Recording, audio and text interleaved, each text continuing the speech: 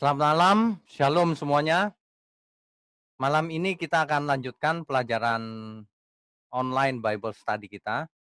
Dan malam ini topiknya sangat menarik tentang bagian dari mana dari manusia itu yang kekal. Baik, sebelum kita mulai, mari kita berdoa. Bapa di surga, mohon berkat-Mu turun atas kami semua. Ajari kami agar kami tidak hanya belajar untuk memenuhi otak kami, tapi kami benar-benar mau berubah seturut kehendak Tuhan. Terima kasih Bapa, pakai mulut hamba-Mu untuk menyampaikan kebenaran ini. Hanya di dalam nama Tuhan Yesus kami berdoa. Amin. Amin. Baik Bapak Ibu. Oke, baik.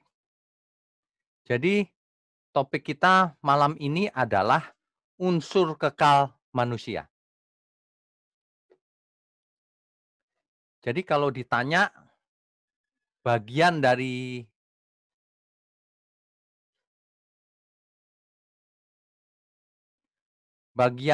unsur manusia yang mana yang kekal? Kita tahu bahwa manusia terdiri dari tubuh, jiwa, dan roh. Unsur semuanya ini kekal atau bagaimana? Inilah yang kita akan bahas malam ini, sebab pengertian kita tentang hal ini akan mengarahkan kita hidup benar atau hidup tidak benar. Kita harus ambil keputusan. Oke, kita lanjutkan. Kalau soal tubuh, dalam Mazmur 90 ayat 10, saya bacakan, masa hidup kami 70 tahun, dan jika kami kuat, 80 tahun, dan kebanggaannya adalah kesukaran dan penderitaan. Sebab berlalunya buru-buru, dan kami melayang lenyap. Jadi kalau kita bicara unsur yang pertama, tubuh fisik kita, maka tubuh fisik kita bisa mengalami perubahan, dan itu pasti hukumnya.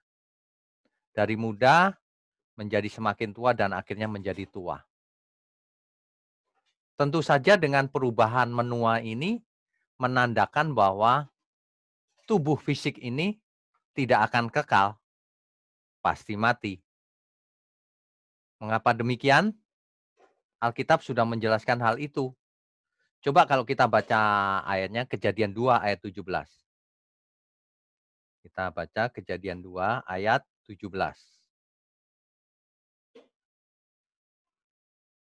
Ya, Bapak Ibu tentu masih ingat kita belajar dulu di sesi awal, itu kita sudah sampai Kejadian dulu, 2 ayat 17. Tetapi pohon pengetahuan tentang yang baik dan yang jahat itu janganlah kau makan buahnya. Sebab pada hari engkau memakannya, pastilah engkau mati. Nah, manusia hari ini tubuhnya semakin tua dan mati. Karena melanggar larangan untuk tidak makan buah dari pengetahuan, pohon pengetahuan baik dan jahat itu. Karena Adam seorang berbuat dosa, maka seluruh manusia mewarisi kodrat dosanya. Sehingga tubuh kita ini makin tua dan mati sesuai firman Tuhan. Ya. Coba kita baca lagi Kejadian 3 ayat 19. Kejadian 3 ayat 19. Di situ dikatakan dengan berpeluh engkau akan mencari makananmu sampai engkau kembali lagi menjadi tanah. Kita tahu bahwa Adam diciptakan dari tanah dan akan kembali ke tanah akibat makan buah itu. Akibat tidak taat kepada Tuhan. Akibat jatuh dalam dosa. Karena dari situlah engkau diambil sebab engkau debu dan engkau akan kembali menjadi debu. Ini adalah keadaan manusia setelah jatuh ke dalam dosa. Jadi tubuhnya menjadi debu kembali. Kita baca lagi Mazmur 104 ayat 29. Mazmur 104 ayat 29. Saya bacakan ya. Apabila engkau menyembunyikan wajahmu, mereka terkejut. Apabila engkau mengambil roh mereka, mereka mati binasa dan kembali menjadi debu. Kembali lagi jadi debu. Pengkhotbah 12 ayat 7. Kita harus sering-sering baca Alkitab supaya pengertian kita tidak meleset. Pengkhotbah 12 ayat 7. Dan debu kembali menjadi tanah seperti semula. Dan roh kembali kepada Allah yang mengaruniakannya. Satu lagi ayatnya 1 Korintus 15 ayat 50. 1 Korintus 15 ayatnya yang ke-50. Saudara-saudara, inilah yang hendak kukatakan kepadamu, yaitu bahwa daging dan darah tidak mendapat bagian dalam kerajaan Allah. Dan bahwa yang binasa tidak mendapat bagian dalam apa yang tidak binasa. Jadi daging dan darah, tubuh kita ini tidak akan mendapat bagian dalam kerajaan Allah, kerajaan surga. Orang percaya maupun orang tidak percaya, tubuh kita tidak mendapat bagian, tidak masuk surga. Tubuhnya, tubuh fisik yang sekarang kita kenakan ini tidak akan ke surga. Ya, oke, kita lanjutkan. Jadi kalau kita perhatikan siklus hidup manusia itu begini, Bapak Ibu. Mungkin kita perlu apa ya, merenungkan dahulu mula-mula kanak-kanak masih happy-happy, tidak mengenal masalah, lalu mulai membesar menjadi kanak-kanak. Lalu sekolah, ya siklus manusia kan seperti ini. Sekolah makin besar, remaja, pemuda, akhirnya lulus sarjana. Lulus sarjana, bertemu pasangan, kemudian menikah. Kan siklusnya begini, semua orang, hampir semua orang. Pacaran lalu menikah, ya. Ini siklus yang umum, pada umumnya. Setelah itu memiliki keturunan, punya anak. Bapak Ibu yang sudah mencapai usia lanjut tentu sangat familiar, sangat kenal dengan siklus hidup ini. Dan tentunya lebih menghayati. Karena pengalaman itu membantu kita menghayati. Kemudian anaknya mulai besar, ya, anaknya mulai kuliah, dan tibalah kita menjadi sepasang kakek dan nenek. Tua Bapak Ibu. Sebenarnya hidup ini sangat tragis. Sebab cuma begini saja. Nanti sang nenek ditinggal sendiri oleh suaminya. Suaminya pergi lebih dahulu. Maksudnya meninggal. Dan si nenek bermain-main dengan cucunya. Akhirnya nenek ini menyusul kakeknya, sang kakek. Itulah siklus hidup manusia. Dari generasi ke generasi ini diulang-ulang terus. Ya, termasuk kita akan menjalani siklus ini. Meskipun satu sama lain bisa berbeda sedikit. Tapi intinya semua akan mati. Ya. Jadi tubuh kita itu tidak kekal. Tubuh fisik kita daging ini pasti mati dan kembali menjadi debu dan tidak kekal. Fana. Unsur kedua, jiwa. Kalau kita bicara jiwa, ini sesuatu yang abstrak nih.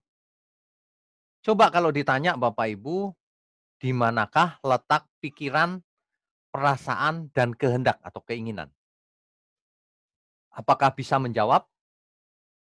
Pikiran ada di otak, Pak. Oke. Perasaan? Perasaan ada di hati, Pak. hatinya menunjuk ke dada sini. Yang mana? Hati yang mana? Liver? Kan bukan maksudnya. Di hati, organ hati? Bukan pasti. Kalau bahasa Inggris heart itu jantung, apakah ada di jantung perasaan kita? Tidak juga. Jadi perasaan manusia ada di mana? Katanya di hati. Tentu saja ada di otak. Keinginan-keinginan juga ada di otak.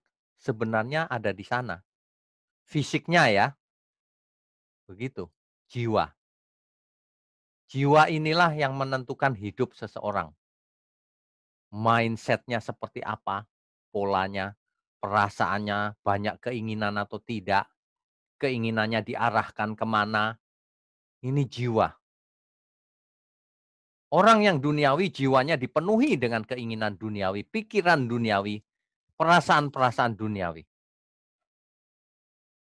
Orang yang rohani pikirannya dipenuhi oleh hal-hal pikiran rohani. Perasaannya juga rohani. Kehendaknya, keinginannya hal-hal yang menyenangkan Tuhan. Ya. Jadi kalau ditanya di manakah letak hati?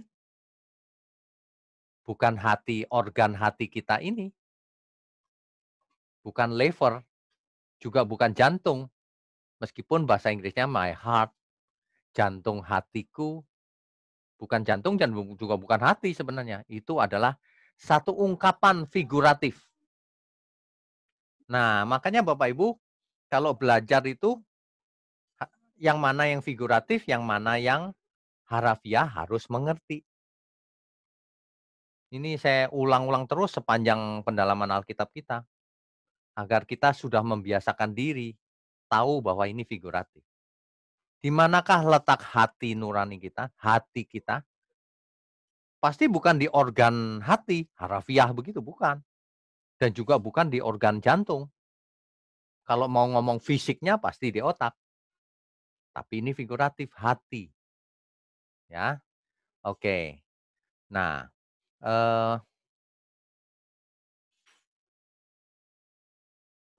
dalam bahasa Ibrani, itu ada satu kata, lev. Lev itu kalau dalam Alkitab dipakai sebagian besar, artinya adalah heart, hati sebagian besar. Itu Bapak Ibu bisa lihat, chart ini,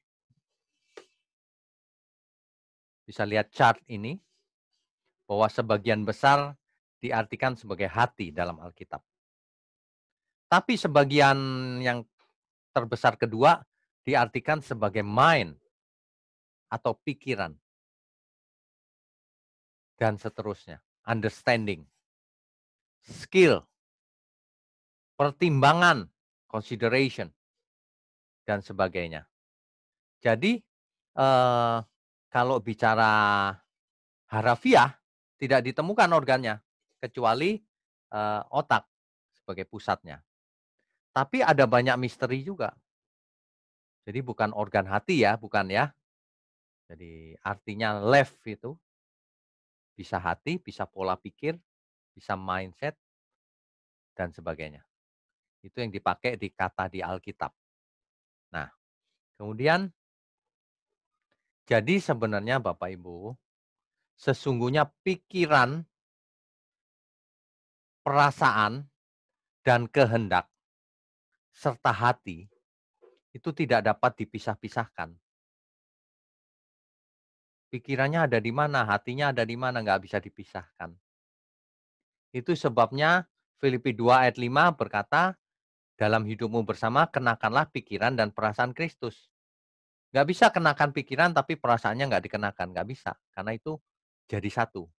Makanya hukum yang benar itu, ibadah yang benar itu bukan cuma pikiran, tapi juga hati, perasaan. Melibatkan pikiran, melibatkan hati, melibatkan seluruh keinginan kita. Artinya melibatkan seluruh hidup kita. Ya.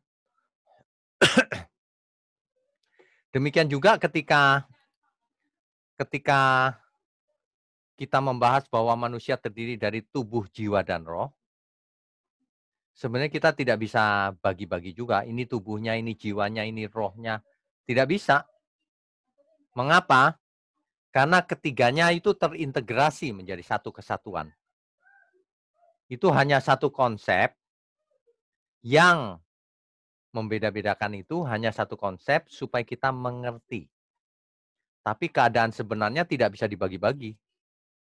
Tubuh kita jelas, jiwa dan rohnya kita di mana? Tidak bisa kita bagi-bagi. Demikian ya. Oke, kita lanjutkan.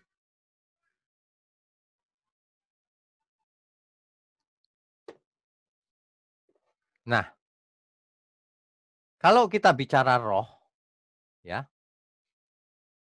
manusia ketika mati, rohnya keluar dari tubuh.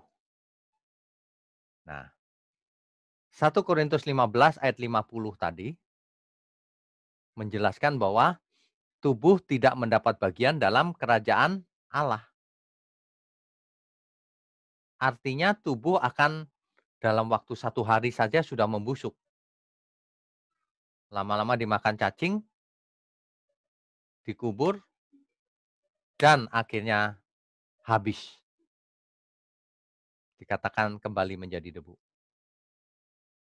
Ya. Nah, roh yang keluar dari tubuh ini, meskipun kita tidak bisa melihatnya, tapi jelas rohnya keluar.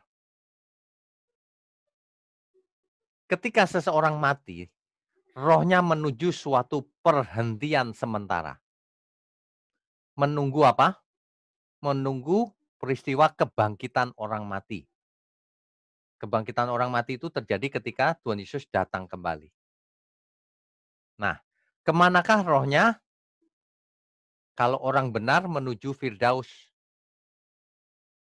yaitu dunia roh yang nyaman. Dunia roh yang nyaman. Ya. Kalau orang fasik menuju Hades, alam maut, dunia orang mati, atau dalam perjanjian lama disebut Sheol. Itu dunia roh yang tidak nyaman, yang menyakitkan bahkan. Coba kita baca Lukas 16 ayat 23. Lukas 16 ayat 23.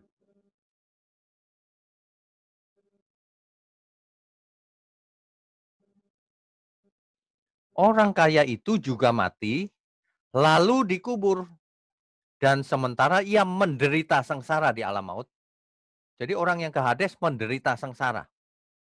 Ia memandang ke atas dan dari jauh dilihatnya Abraham dan Lazarus duduk di pangkuannya. Ia menderita sengsara di alam maut. Kalau kita baca ayat 24-nya, di situ jelas juga. Lalu ia berseru katanya, Bapa Abraham kasihanilah aku. Suruhlah Lazarus supaya mencelupkan ujung jarinya ke dalam air dan menyejukkan lidahku.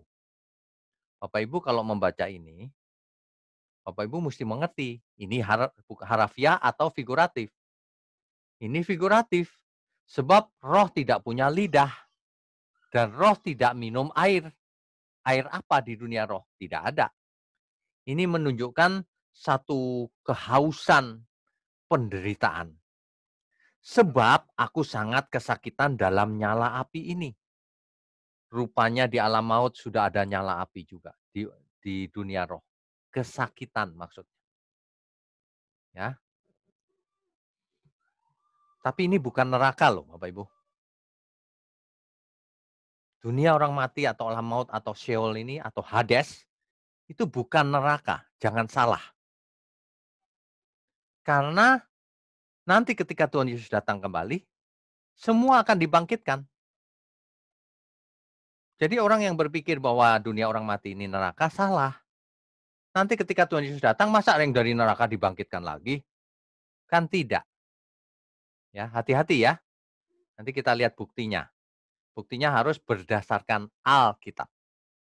Tidak boleh menurut saya, nggak boleh. Menurut si itu, menurut teolog A, menurut nggak bisa, harus lihat Alkitab. Oke. Jadi Bapak Ibu perlu mulai sekarang Supaya sesi-sesi berikutnya lebih lancar, Bapak Ibu harus tahu, harus selalu ingat ketika seseorang mati, rohnya masuk ke dalam dunia roh. Bukan alam fisik ya, ini alam roh. Orang benar masuk ke apa yang disebut Firdaus, ke Firdaus. Sebentar, saya ganti warnanya biar jelas ya.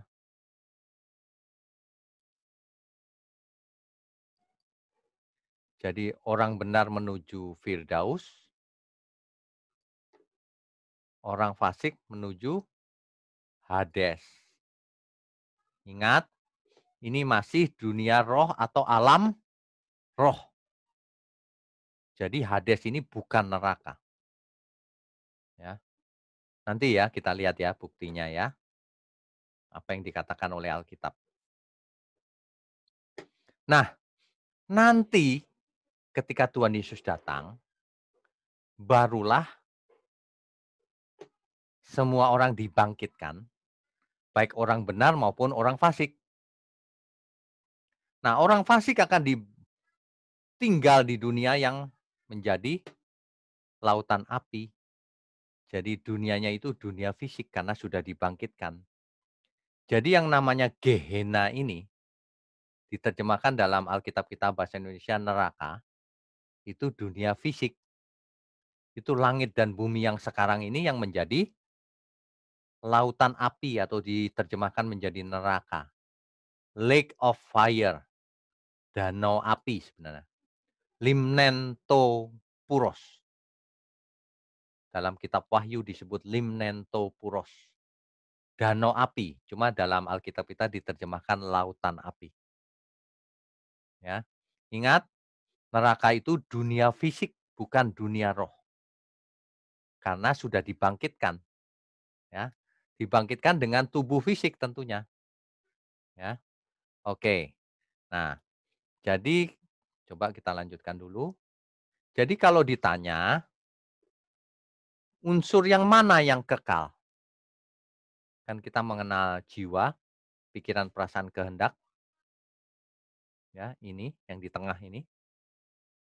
Kita mengenal tubuh fisik, kita mengenal roh manusia. Yang mana yang kekal?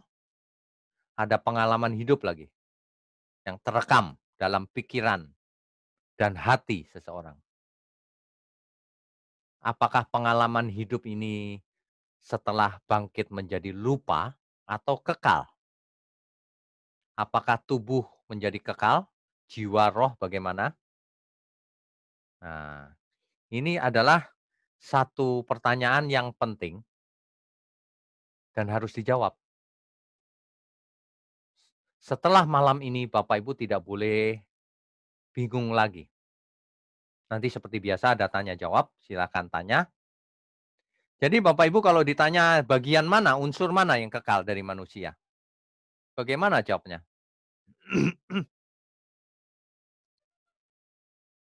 Kita lanjutkan ya. Ingat baik-baik, ketika Tuhan Yesus datang, bentar saya rubah warna dari ini. Oke. Jadi ketika Tuhan Yesus datang, kedatangan Tuhan atau yang disebut parousia. Tuhan Yesus datang yang kedua kali nanti. Parousia. Kita baca lebih dulu ya. Yohanes 14 ayat 2 sampai 3.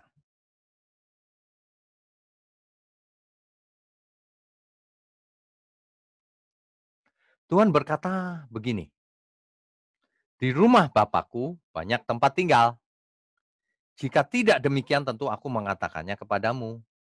Sebab aku pergi ke situ untuk menyediakan tempat bagimu."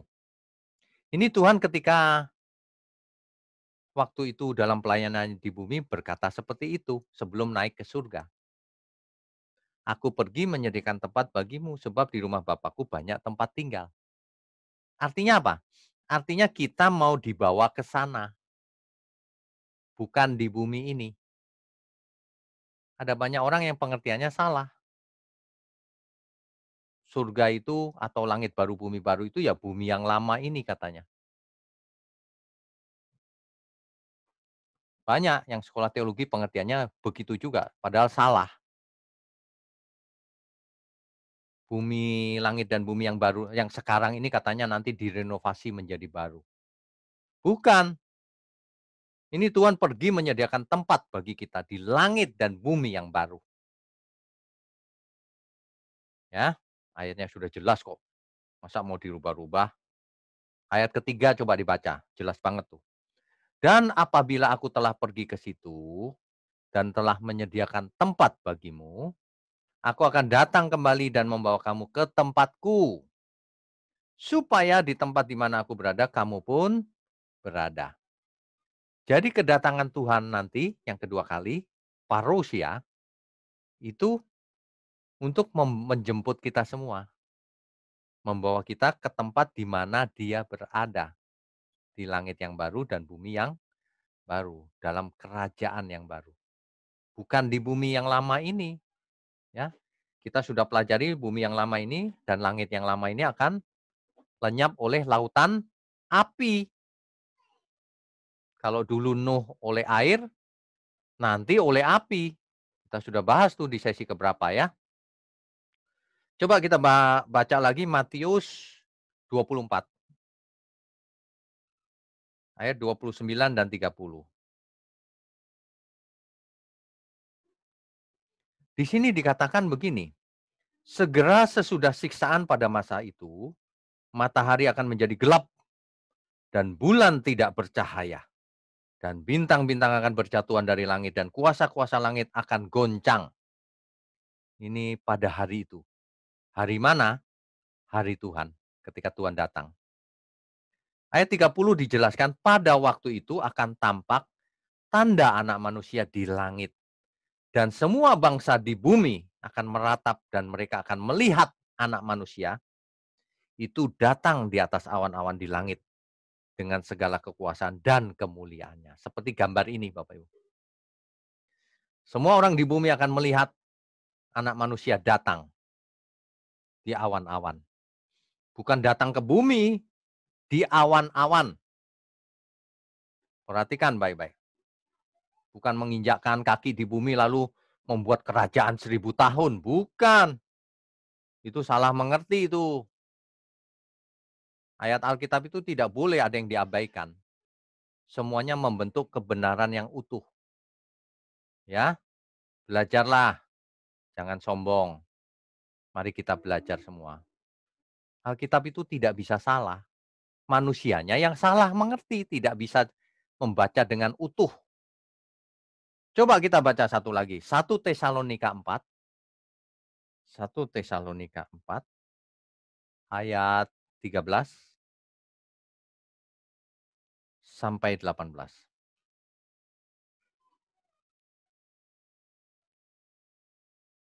Selanjutnya kami tidak mau, saudara-saudara, bahwa kamu tidak mengetahui tentang mereka yang meninggal. Jangan nggak ngerti loh tentang orang yang meninggal, orang mati, supaya kamu jangan berduka cita seperti orang-orang lain yang tidak mempunyai pengharapan. Jadi di antara Bapak Ibu sekalian, kalau ada orang yang kita kasihi sudah lebih dulu meninggal, jangan tidak mengerti seperti orang yang tidak punya pengharapan. Ya, itu maksudnya. Kita harus mengerti kemana mereka pergi. Ya. Ayat 14. Karena jikalau kita percaya bahwa Yesus telah mati dan telah bangkit, kalau Yesus mati dan kemudian bangkit, maka kita percaya juga bahwa mereka yang telah meninggal dalam Yesus akan dikumpulkan Allah bersama-sama dengan Dia. Jadi kalau kita tahu bahwa orang-orang yang kita kasih sudah meninggal tapi di dalam Tuhan Yesus, nanti akan berkumpul bersama-sama dengan Allah. Jadi kita tidak usah khawatir, mereka ada bersama Tuhan, kita nanti menyusul. Ya, ayat 15, ini kami katakan kepadamu dengan firman Tuhan, kita yang hidup yang masih tinggal sampai kedatangan Tuhan, sekali-kali tidak akan mendahului mereka yang telah meninggal. Jadi kalau kita masih hidup ketika Tuhan Yesus datang, Kita tidak akan mendahului yang sudah meninggal, yang meninggal lebih dahulu. Coba kita teruskan. Ayat 16. Sebab pada waktu tanda diberi, yaitu pada waktu penghulu malaikat berseru dan sangkakala Allah berbunyi, maka Tuhan sendiri akan turun dari surga. Dan mereka yang mati dalam Kristus akan lebih dahulu bangkit. Ingat nih urutannya, ketika Tuhan Yesus datang, yang mati lebih dahulu bangkit lebih dahulu. Ya. Ayat 17, sesudah itu kita yang hidup. Waktu itu kalau kita masih hidup, misalnya nanti malam Tuhan Yesus datang, kita kan masih hidup nih. Akan diangkat bersama-sama dengan mereka dalam awan menyongsong Tuhan di angkasa. Kita menyongsong Tuhan, kita diangkat. Demikianlah kita akan selama-lamanya bersama-sama dengan Tuhan. Tidak balik ke bumi, nggak ada yang balik ke bumi. Nggak ada kerajaan 1000 tahun yang secara harafiah ya. Itu artinya ada. Nanti kita jelaskan. Tapi bukan Tuhan Yesus turun ke bumi lalu di Israel jadi raja di bumi gitu, bukan. Kalau itu salah, ya. Oke, ayat 18-nya, karena itu hiburkanlah seorang akan yang lain dengan perkataan-perkataan ini.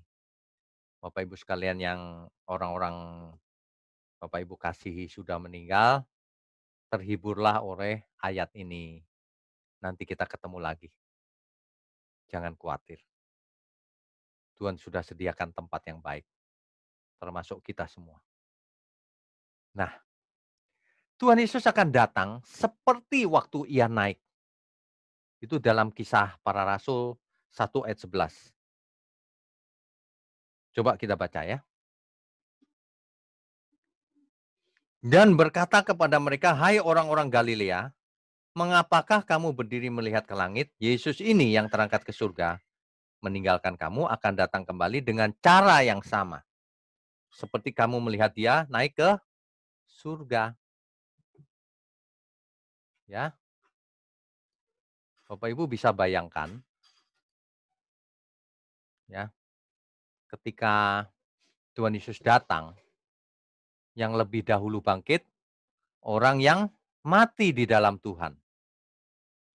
Ya,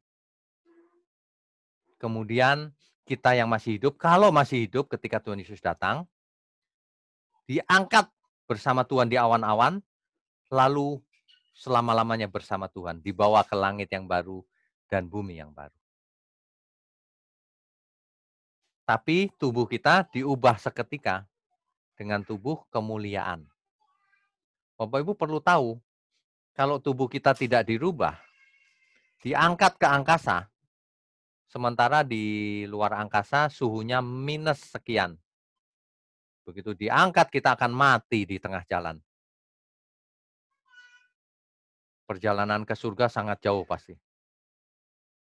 Tentu saja tubuh kita diangkat dan diubah dulu sebelumnya. Ada ayatnya. Diubah seketika.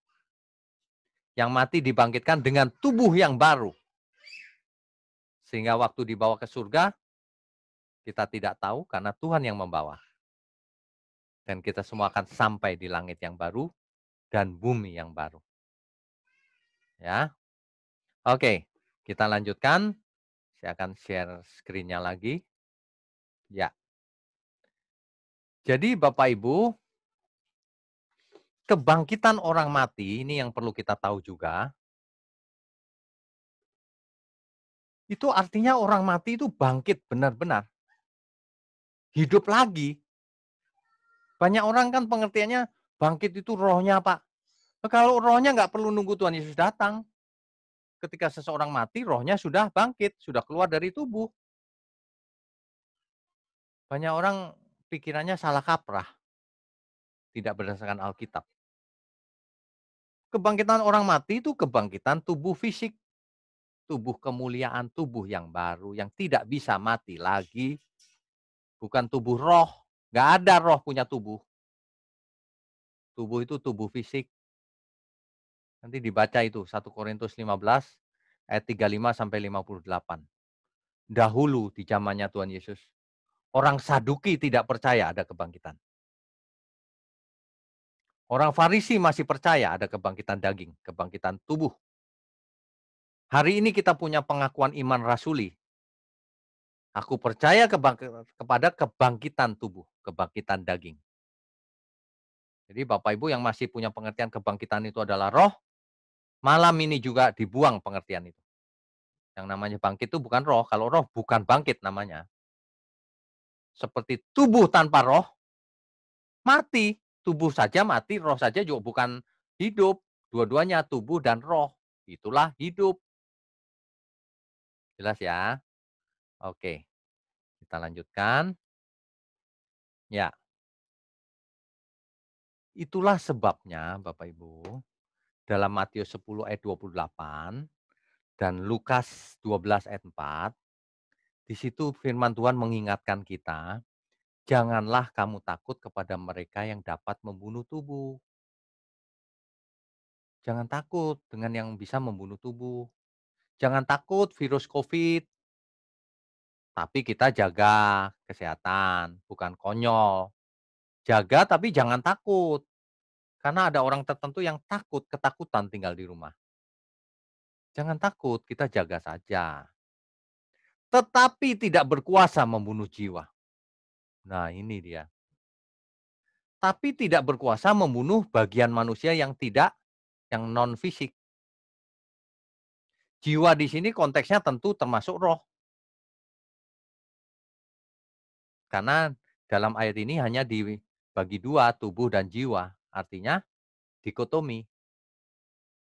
Artinya bagian fisik atau non fisik. Kalau cuma fisiknya mati jangan takut. Tapi jangan jiwanya, rohnya.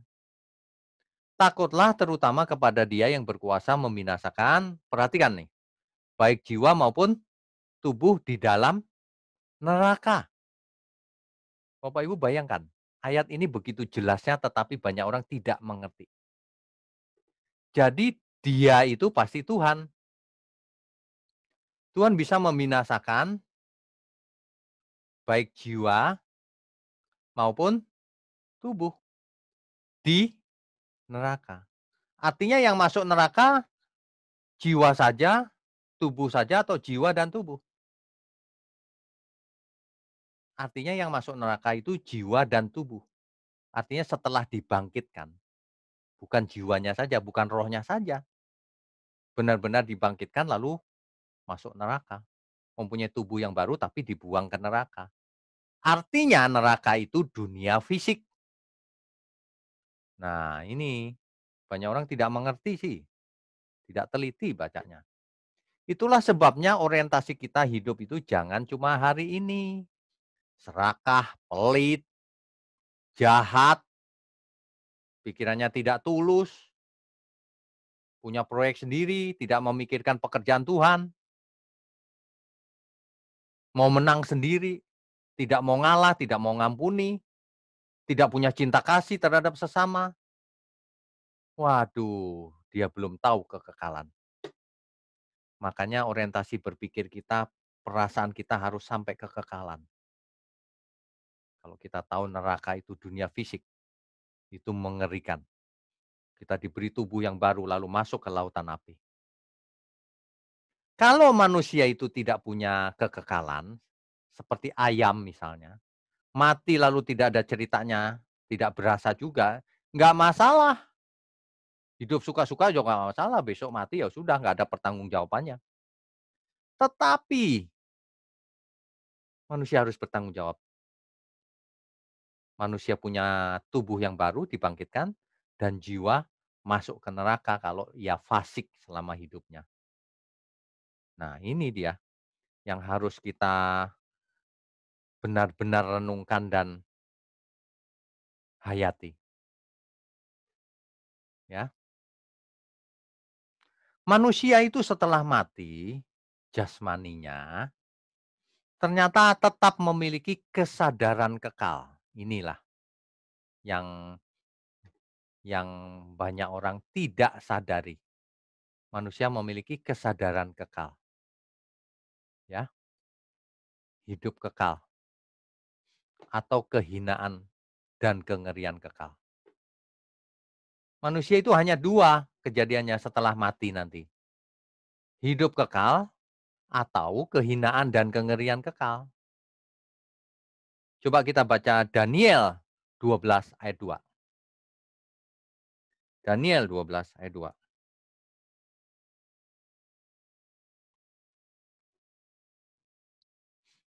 Dan banyak dari antara orang-orang yang telah tidur di dalam debu tanah akan bangun, dibangkitkan maksudnya. Sebagian untuk mendapat hidup yang kekal, orang benar hidup kekal. Sebagian untuk mengalami kehinaan dan kengerian yang kekal. Itu nanti dibaca lagi ya, Daniel 12 ayat 2. Begitu juga dengan Wahyu 20 ayat 13 sampai 15.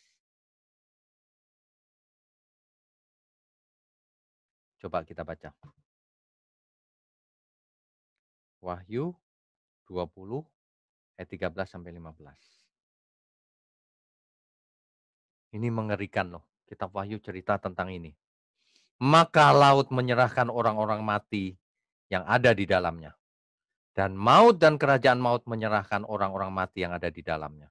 Dan mereka dihakimi masing-masing menurut perbuatannya.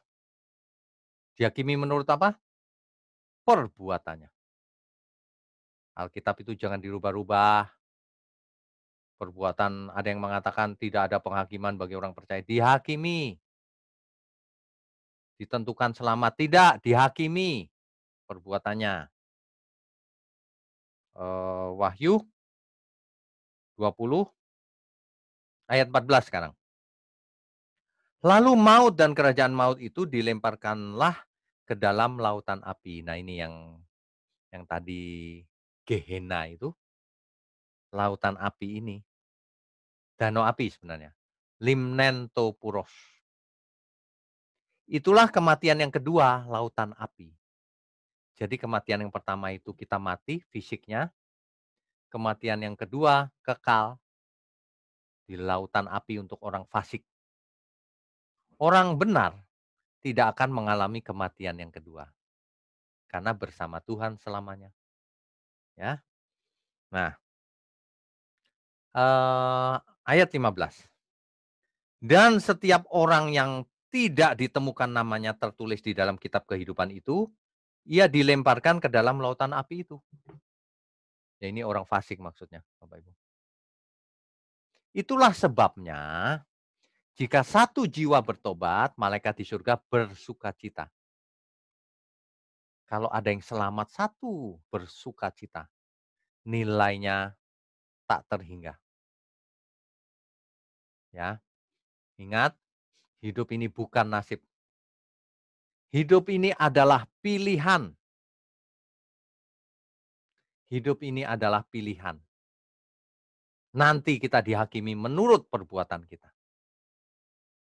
Itulah sebabnya manusia harus bertanggung jawab atas perbuatannya selama hidupnya. Jadi hidup ini bukan untung-untungan, tetapi pilihan, bukan judi hidup ini. Hidup ini bukan untung-untungan Bapak Ibu, bukan nasib. Neraka itu bukan kecelakaan, dan surga bukan kebetulan, semuanya itu pilihan. Mau ke neraka bisa, taat, hidup benar. Mau ke ke surga maksudnya, taat, hidup benar. Kalau ke neraka, ya orang fasik masuk ke neraka, perbuatannya fasik, jahat. Jadi sebenarnya dari sekarang pun sudah terlihat seseorang itu bakatnya ke neraka atau ke surga. Kalau hari ini seseorang itu fasik, dalam pikirannya ada rencana jahat, iri, benci terhadap seseorang, pelit, tidak punya cinta kasih yang tulus. Dia berbakat ke neraka kalau tidak bertobat. Ini cuma istilah ya berbakat ya, bukan bakat. Ia akan calon ke neraka kalau tetap fasik. Jadi hari ini pun kita sudah tahu seseorang mengarahkan hidupnya kemana, ke surga atau ke neraka. Itulah sebabnya dalam Efesus 5 ayat 15 sampai 17, di situ dikatakan, bahwa kita harus memperhatikan bagaimana kita hidup. Perhatikan kebiasaan hidup kita. Jadilah seperti orang arif, bijaksana. Jangan seperti orang bebal. Sudah dikhotbahi dari kecil sampai besar, sampai tua, masih bebal juga. Masih tidak mau bertobat. Masih memikirkan kepentingannya sendiri. Masih tidak beribadah secara total pada Tuhan. Masih tidak mau mempersembahkan hidupnya bagi Tuhan. Bagaimana mau selamat? Hidup ini pilihan, ya. Banyak orang lupa atau tidak percaya bahwa hidup yang sekarang ini hanyalah awal dari hidup yang sesungguhnya, yaitu di keabadian. Bapak Ibu coba bayangkan hidup kita yang cuma 70 tahun, 80 tahun ini, sedangkan keabadian itu tak terhingga. Jadi alangkah bodohnya orang yang memprioritaskan hidup yang sekarang ini, mengorbankan hidup yang tak terhingga. Orang yang bijaksana adalah yang memakai hidup yang sekarang ini, 70-80 tahun ini, sebagai investasi atau persiapan untuk hidup yang sebenarnya, kekekalan bersama Tuhan. Banyak orang tidak percaya. Ya, nanti hitungannya. Nah, saya mau jelaskan ada terjemahan yang salah dalam Alkitab King James. Jadi Bapak Ibu kalau baca terjemahan harus banyak, jangan cuma satu. Soal apa? Soal Hades. Kalau dalam King James, Hades itu disamakan dengan neraka, diterjemahkan hell. Jadi seolah-olah begini, orang mati, kalau orang jahat langsung masuk neraka, kalau orang benar langsung masuk surga, seolah-olah begitu. Salah itu Bapak Ibu. Coba kita perhatikan nih buktinya. Di Kisah Para Rasul 2 ayat 31. Dalam terjemahan NIV ini dijelaskan bahwa dia pakai, oke, kita baca dulu Bapak Ibu biar ada gambaran ya. Kisah Para Rasul 2 ayat 31. Kisah Para Rasul 2 ayat 31. Ya, saya bacakan ya. Karena itu ia telah melihat ke depan,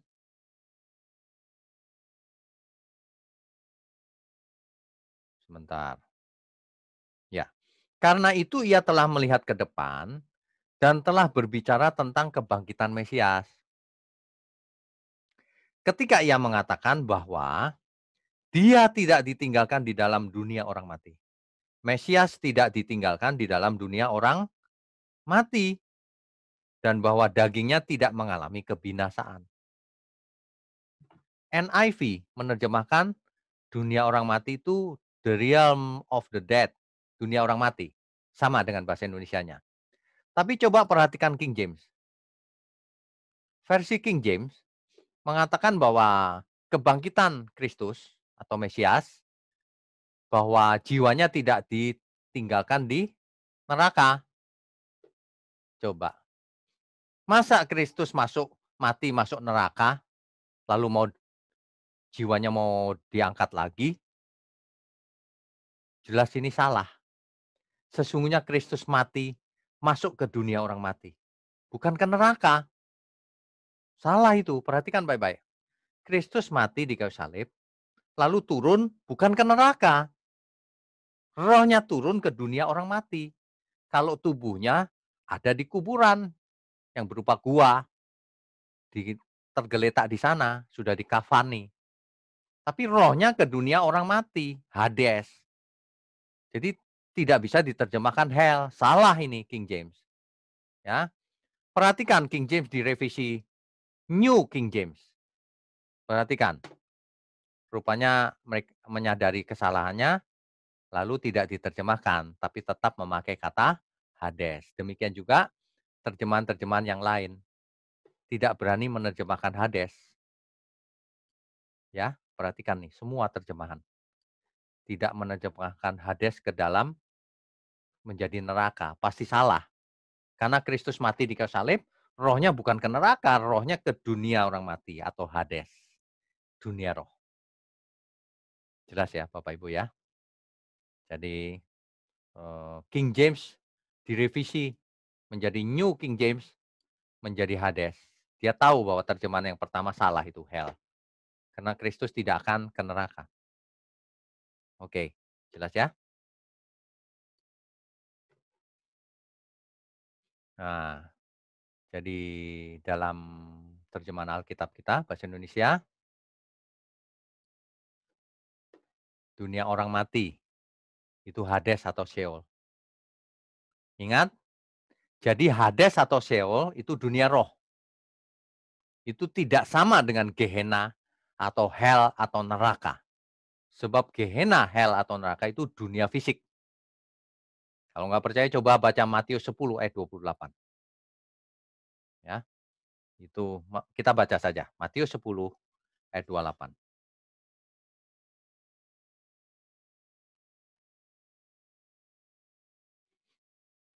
Ini adalah yang kita baca tadi.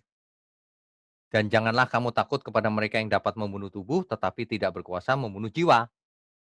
Takutlah terutama kepada dia yang berkuasa membinasakan baik jiwa maupun tubuh di dalam neraka. Jiwa dan tubuh. Jadi hidup lagi manusia. Tapi dibuang ke neraka orang fasik. Jadi tidak sama ya. Perhatikan tanda ini.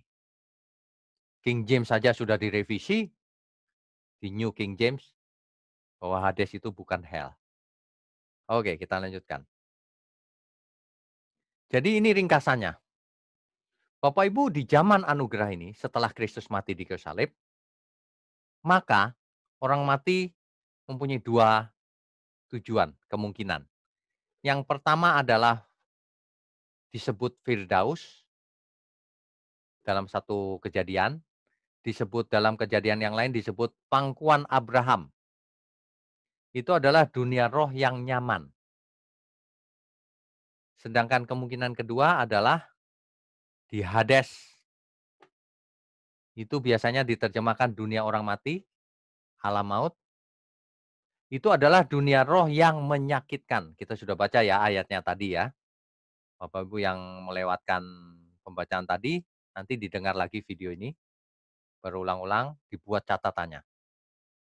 Jadi, Bapak Ibu, kalau seseorang mati di zaman sekarang, kalau Tuhan Yesus hari itu turun ke dalam Hades, ingat tidak cocok kalau diterjemahkan neraka ya, Hades ya Hades, dunia orang mati. Untuk apa? Untuk mengangkat orang-orang saleh dari Hades menuju Firdaus. Ya. Kemudian Tuhan Yesus naik ke surga dan ia datang kembali nanti. Orang-orang kudus akan diangkat naik, bertemunya di mana? Di awan, di awan-awan. Lalu dibawa kemana? Dibawa ke langit baru, bumi baru. Sedangkan orang yang rohnya ada di Hades, ketika Tuhan Yesus datang kembali dibangkitkan juga, diberi tubuh juga, tapi bukan tubuh kemuliaan. Untuk apa? Untuk ditinggal di langit dan ditinggal di bumi yang menjadi neraka, Gehenna, hell, neraka, lautan api, dunia fisik. Begini jelas sekali gambar ini. Jadi jangan sampai tertinggal ketika Tuhan Yesus datang kembali. Oleh karena itu malam ini saya mengingatkan kembali kepada kita semua agar kita semua bertobat lagi. Jangan sombong, jangan jahat, jangan pasif, jangan tidak peduli kepada dunia ini. Banyak orang membutuhkan pertolongan. Jangan tidak peduli pada pekerjaan Tuhan. Setiap orang yang mendukung pekerjaan Tuhan, Tuhan akan balas. Setiap orang yang mensabotase pekerjaan Tuhan, Tuhan akan hancurkan hidupnya.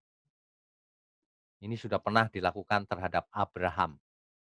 Barang siapa berbuat baik pada Abraham, Tuhan berkata, "Aku akan berbuat baik pada dia." Barang siapa bukan menyerang Abraham, menganggap enteng saja Abraham, aku akan menghancurkan dia. Hari ini saya peringatkan, siapapun kita, kalau kita mendukung pekerjaan Tuhan, Tuhan akan memberkati. Tapi kalau kita mensabotase pekerjaan Tuhan, menyerang, memfitnah, tunggu. Segala sesuatu ada waktunya, kata pengkhotbah. Ada waktunya penghakiman. Kau akan dihakimi menurut perbuatanmu. Dan tujuannya sudah pasti orang fasik menuju Hades. Meskipun Kristen, meskipun mengaku di mulut percaya, tapi kalau perbuatannya fasik, penghakiman itu adalah menurut perbuatan, ya, bukan menurut bicara di mulut. Manusia paling pinter bicara di mulut. Nah, ini adalah ringkasan. Makanya Tuhan Yesus berkata dalam satu kesempatan, apa gunanya seorang memperoleh seluruh dunia, tetapi kehilangan nyawanya? Dan apakah yang dapat diberikannya sebagai ganti nyawanya? Sebab anak manusia akan datang dalam kemuliaan Bapaknya diiringi malaikat-malaikatnya. Pada waktu itu ia akan membalas setiap orang menurut perbuatannya. Ini Tuhan loh yang ngomong, bukan saya. Jadi jangan punya pengertian sendiri. Ini Tuhan yang ngomong, setiap orang akan dibalas menurut perbuatannya. Apa sih gunanya orang ngotot pengen kaya, tapi kemudian kehilangan nyawanya? Di sini tentu yang kehilangan nyawa bukan artinya mati fisiknya, kematian kedua tentu yang lebih mengerikan. Buat apa seseorang sukses di dunia ini tapi ditolak Tuhan? Sebab seseorang yang sukses juga tidak bisa menikmati kok kesuksesannya. Makan juga paling satu piring, bahkan kalau sudah berumur, makan satu piring juga sudah tidak boleh. Apa? Rumah besar juga tidurnya tetap di satu ranjang, bukan 10 ranjang. Jalan-jalan juga sudah tidak bisa, ya. Lututnya sudah mulai sakit, penyakit sudah banyak. Manusia itu seringkali menyia-nyiakan diri. Kalau kita memperoleh banyak, dituntut banyak. Hati-hati Bapak Ibu, jadilah bijaksana. Orang yang mempunyai harta banyak dituntut banyak. Gunakan harta itu untuk bersahabat dengan Tuhan. Maka harta itu akan menjadi berkat. Tapi kalau harta itu dipakai untuk diri sendiri, akan menjadi kutuk. Maksudnya kalau dipakai diri sendiri itu begini, untuk kepentingan diri sendiri, egois. Kalau untuk menyekolahkan anak, memberkati saudara-saudara itu bagus. Bahkan untuk diri sendiri, keperluan pakaian, makanan ya boleh. Tapi yang saya maksud adalah kalau seseorang pelit terhadap sesama, tapi untuk diri sendiri dia foya-foya, nah itu mengerikan. Ya, coba kita lihat. Yang pertama perlu kita ingat adalah Tuhan itu kekal. Manusia diberi roh yang asalnya dari Allah. Tentu saja manusia pun kekal tubuhnya. Tapi itu sebelum jatuh dalam dosa. Setelah manusia jatuh dalam dosa, manusia menjadi fana. Artinya mati. Tidak hidup kekal lagi tubuhnya. Tapi roh dan jiwanya tentu bagian yang kekal. Ya. Nah, sekarang kita oleh anugerah disetting supaya menjadi manusia Allah yang hidupnya kekal. Hidup ini adalah kesempatan. Jangan disia-siakan Bapak Ibu. Hidup ini adalah kesempatan. Ya, Bapak Ibu, malam ini kita sudah belajar hal-hal yang sangat luar biasa.